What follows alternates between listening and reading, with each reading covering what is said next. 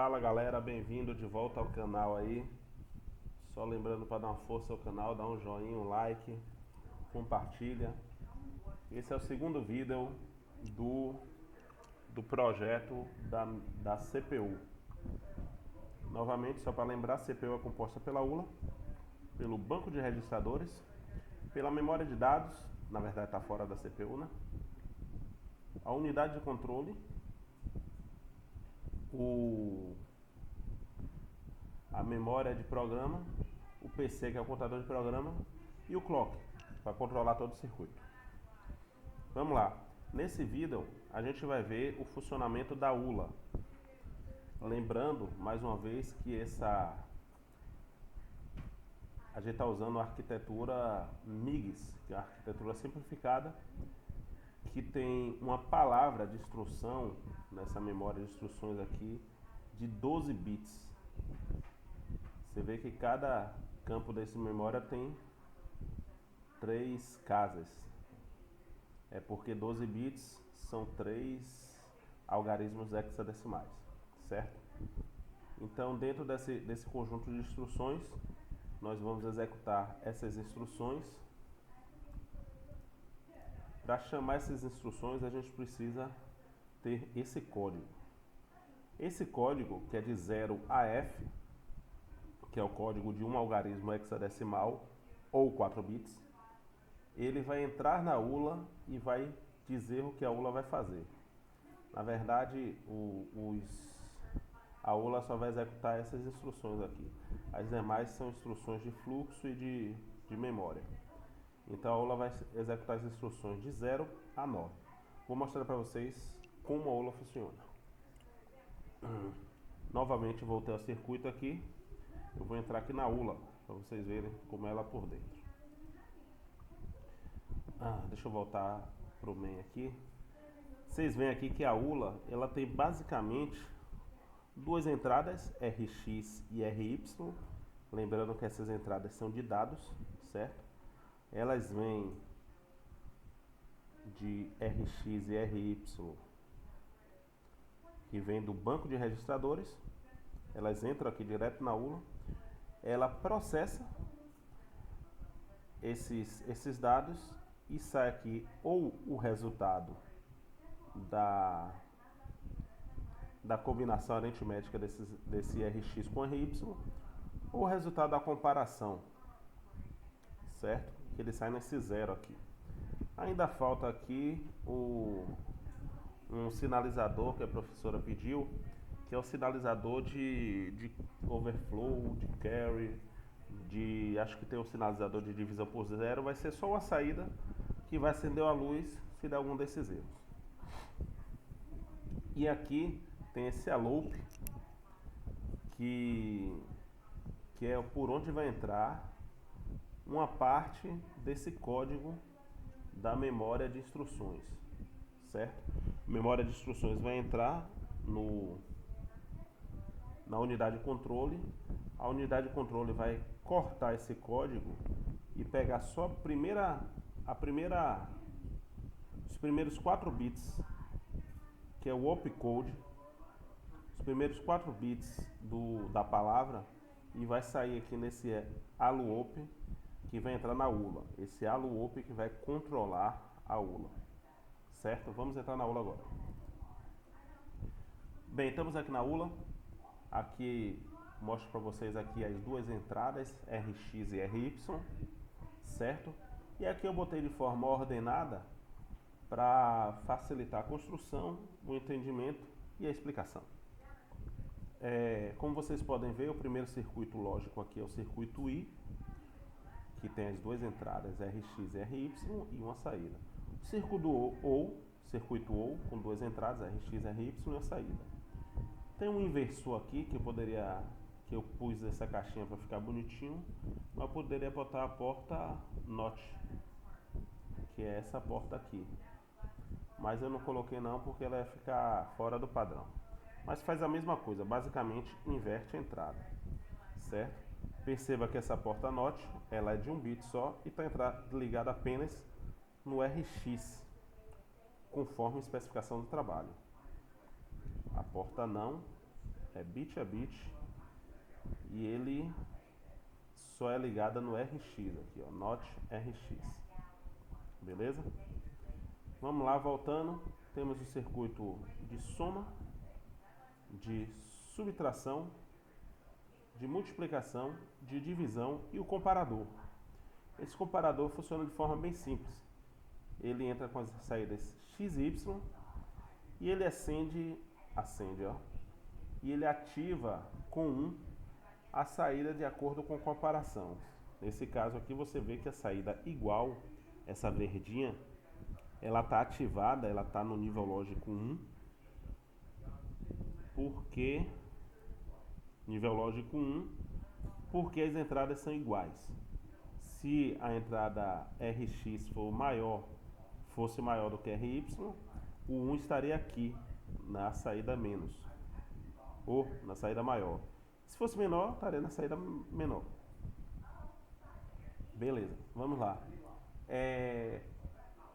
Perceba que essas entradas, elas entram em todos os circuitos.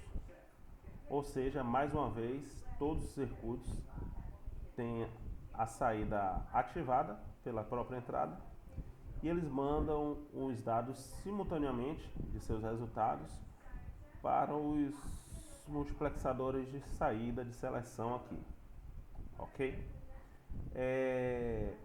E aqui que vem a diferença. A ULA ela faz todas as operações matemáticas de vez com as duas entradas. Só que obviamente a cada ciclo eu só vou utilizar uma operação. Então vamos lá. De acordo com o código passado, o conjunto de instruções passado, o código 0, o opcode 0, que seria 0000, esse 0 aqui tá, lembrando que está em hexadecimal, até o 9, esse 0 ele vai ativar a porta I. Então vamos lá para a ULA.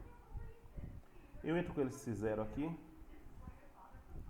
Esse 0 está sendo distribuído para todos os multiplexadores, certo? Então vamos no multiplexador que interessa, que são os multiplexadores das operações aritméticas. Esse 0, mais uma vez, ele está entrando como endereço de um multiplexador que vai selecionar a entrada 0 e vai replicar essa entrada na saída, certo? Então vamos lá. Esse 0 ativa essa entrada 0 que ela é jogada para essa saída, certo? Da mesma forma, se eu modificar o opcode para adição, ou seja, colocar ele aqui como 3, o opcode entrar aqui como 3, ele vai ativar, no caso 3 seria 0011, ele vai ativar a saída, a entrada 3, que é justamente a saída da adição, 0, 1, 2 e 3. Esse 3 vai ser replicado para cá, para a saída do primeiro multiplexador. Dito isso, isso se repete até a função de divisão, certo?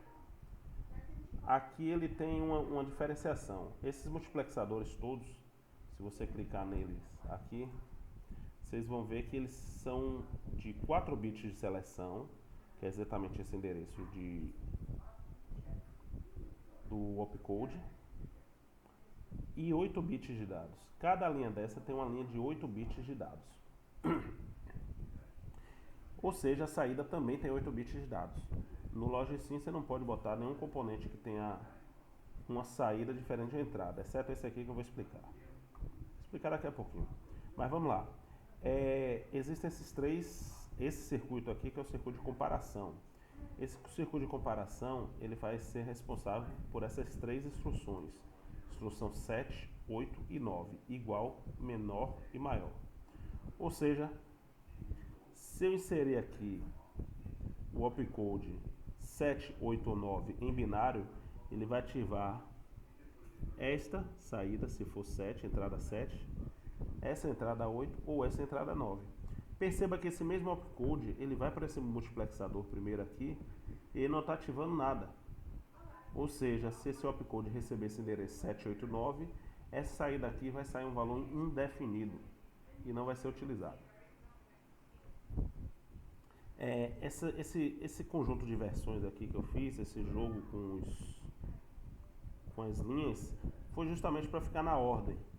Na ordem porque o igual é o 7, o menor é o 8 e o maior é o 9. Vamos aqui, ó. A entrada 7 está ligada para o igual, você está vendo? A entrada 8 está ligada para o menor. E a entrada 9 está ligada para o maior. Só lembrando aqui que esse tipo de circuito, ele sai 1 bit. Ou seja, esse multiplexador, ele continua tendo 4 bits para a seleção, mas ele tem um bit de dados de 1. Ou seja, ele entra 1 bit e sai 1 bit. Nessa saída de 1 bit, nesse circuito acabou não utilizando esse 0 não. Essa saída de 1 bit é usada para comparação. Mas na arquitetura MIGS, como o código de comparação,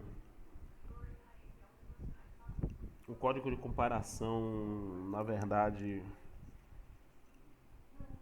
vamos lá. O código de comparação, ele entra o opcode 7, 8 ou 9, entre o RX e o RY, e aí ele grava na variável R0 o valor de 1 se a condição for atendida, ou 0 caso contrário. Mas vocês lembram que o registrador é de 8 bits? Beleza. Como é que eu vou gravar 1 bit num registrador de 8 bits? O sistema não permite. Então eu utilizei esse componente aqui que chama o extensor de dados. Eu acho ele aqui no extensor de bits. Eu acho ele aqui. Então se você selecionar ele aqui, você está vendo que eu estou utilizando o extensor, que ele entra 1 bit e sai o 8. Ou seja, se ele entrar o bit 1, ele sai 8 bits. 0, 0, 0, 0, 0, 0, 1. Ou, se ele entrar 0, sai todos os bits como 0. Então, perceba que essa entrada de 1 bit, essa saída de 8 bits, então ele já voltou à condição, ele já sai daqui apto para ser gravado no registrador. Esse resultado ele vem aqui para esse multiplexador, e esse pequeno multiplexador serve para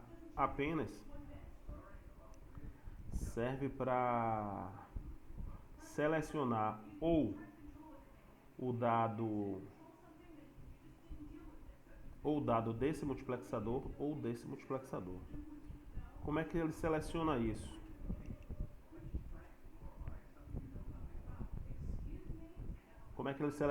Ele seleciona com base no opcode. Se o opcode for 7, 8 ou 9, esse multiplexador aqui de seleção, o 7, 8 e 9 está ligado no 1. Então ele vem para aqui e ativa esse multiplexador, a saída 1, a entrada 1, e ele joga na saída a entrada 1. Se o opcode for de 0 a 6, ele vai ativar alguma dessas entradas até 6 que estão setadas como constante 0. Esse 0 vai sair desse multiplexador, vai entrar como endereçamento desse outro multiplexador, endereça esse multiplex. Perceba que ele tem uma saída de dados de 1 bit. Ele vai controlar um multiplexador que tem um endereçamento de 1 bit de seleção. Só que o multiplexador é de 8 bits de dados. Então se o endereçamento dele for 0, ele vai selecionar essa saída desse multiplexador e vai jogar no resultado. E esse endereço 0 é uma constante que eu joguei aqui para ele sair da ULA, como um endereçamento 0, que eu vou utilizar ele quando for preciso. Na verdade, olhando aqui esse multiplexador aqui, eu poderia ter feito de uma forma melhor. Na verdade, eu poderia eliminar esse multiplexador jogando essa entrada aqui essa saída de dados dos bits estendidos nas portas 7, 8 e 9, só que desse multiplexador, porque ele já tem 8 bits. Então, se eu jogo isso aqui, se eu jogasse isso aqui, por exemplo, vamos dizer, por isso que foi bom ter utilizado o outro. Se eu jogo isso aqui para entrada 7, 8 e 9, eu poderia apagar isso aqui, certo? E ligar isso aqui direto. Olha como eu simplifico o circuito. Por quê? Porque quando o opcode for 7, 8 ou 9, ele vai ativar também a entrada 7, 8 ou 9, que vai ter o resultado desse multiplexador, que vai caminhar aqui em um 8, e ele vai funcionar. Beleza, galera? Então é assim que funciona a nossa ULA. Eu vou fechar aqui, eu podia até salvar isso aqui, né? Mas vai que dá errado. Mas eu vou fechar aqui sem salvar. E eu quero salvar isso aqui para ver se dá certo. Cancelar. Deixa eu salvar aqui, salvar como? Botar circuito modificado. Salvar. Beleza? Então eu fiz essa modificação, essa simplificação, tirei o multiplexador e o circuito ficou mais simples. E a